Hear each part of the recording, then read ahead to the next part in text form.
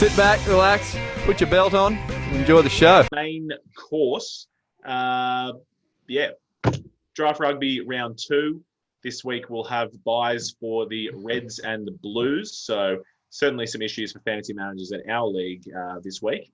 And the first fixture we're going to have the Chiefs and the Highlanders. I think this is up in Waikato, so not under the roof, but just give us some good weather. Let's watch some running footy. Yeah, look, this is going to be an interesting one. First time we get to see the Chiefs and the Highlanders off some up and down things throughout last week. They know what they need to improve on, but hopefully we get to see Samasoni Takeaho return for the Chiefs after, I think he had a bit of an injury in the trial a couple of weeks ago. Other than that, I don't think there's too many people in that returns column other than every single Chiefs player, if you're talking fantasy-wise. For the Highlanders, the rolling maul is a strength for them. The question will be, can the Chiefs stand up to it like the Crusaders did and shut down that as a strength for them? Their back three, if they get a good platform from the forwards, their back three is absolutely electric and dynamic. Nareki, Garden Bishop, and Alamalo. They are awesome, exciting players, and they just need to be given the opportunity with a little bit of space. And I do think they will come off their forwards. One of the issues for them is it's a real weakness for them in their tight five. So it's going to be interesting to see how they go there. But, yeah, Harry, you've got a bit of a point for Alamalo, a bit of a question. Oh, it's just that stock standard stat that players seem to hit their peak 3 years after joining a new club. So Solomon Alamalo is a man that I really wanted in my fantasy team, but Cargie snuck him from me. But I'm just a little bit worried after that first outing that it might take him some time to gel and create those combinations to really get the best out of him. No, look, I've already got it down, Pat. What's going to happen is Aaron Smith's going to recognise that Alamalo was not getting enough ball last week, and is now just going to cut out everyone, the straight ball to Alamalo, let him do his thing. That's what's there. If you receive my text message, that's what he'll be doing this week. Yeah, I could see that happening. But yeah, look, the Chiefs really need to attack that scrum and tight five and the line out, I think, to get a bit of an advantage in this one. The question here is, where do we see DMAC play? Do we see him play 10? Do we see him play 15? Look, I hope we see him at 15. The man's on my side. I think we will see him at 15. There's been utterings of things going both ways, but for me, I reckon you're going to see him in that 15 jersey. Nelson's positive reinforcement here, just trying to will it into reality. But no, I mean, I honestly think that's where we're going to see him. I reckon he's going to play 10 with Chase Tier at 15. Yep, that's what I put my money on. I think there's a good chance we do see Chase Titia on the wing, so he can tear shit up on the wing, not at fullback. That's all good. We haven't seen Peter Gus. We haven't seen Lachlan Boucher throughout the trials. Luke Jacobson, he should be favourite to start. So, important question for you guys. Who's the starting back row? Luke Jacobson at 7. Lachlan Boucher. And whoever they feel like a number 8 at the time. Is it Peter Gus? Not the All Blacks captain, Sam Kane.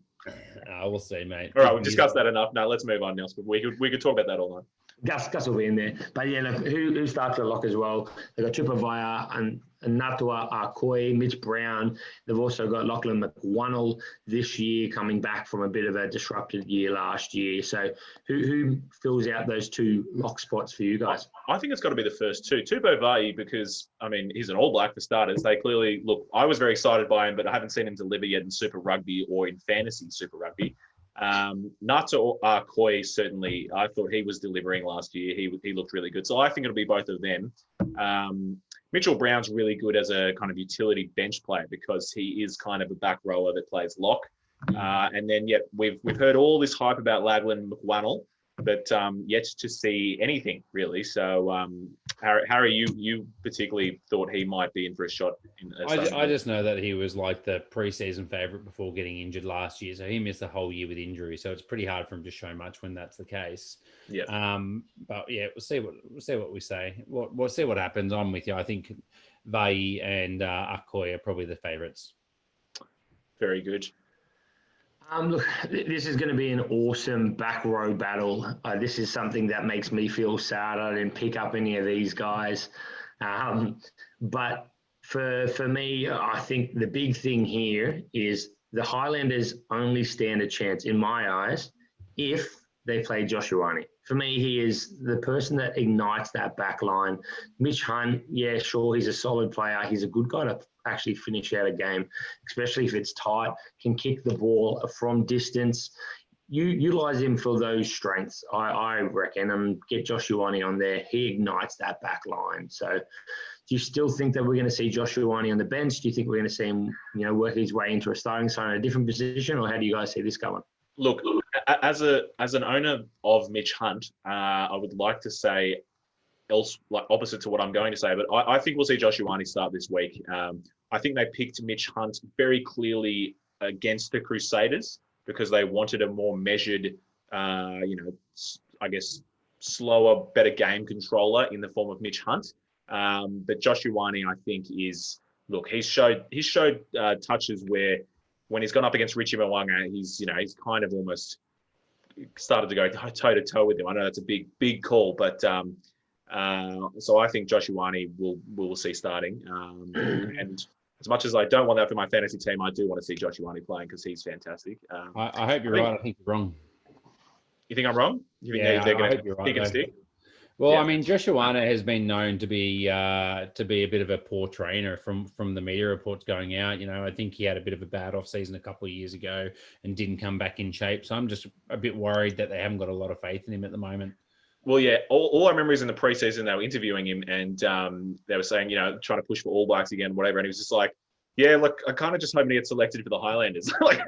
He wasn't expunging confidence. And I was like, what's going on, Josh? But yeah, the only other question I'll say, look, we talked about the competition in that Chiefs back row. What about that Highlanders back row? Liam Squire, he came back, a little cameo off the bench. Don't know if he's in full fitness. To be honest, I think Liam Squire is the kind of guy who's always in full fitness and just kind of immense. But also Kazuki Himeno has been back training as well. So they've just got this wealth of back rows. I think if we be honest with what's going to go there, I think Himeno hasn't had enough time with the squad yet. I'd love to see him, but it's just not yet. I think Squire will probably see on the bench again.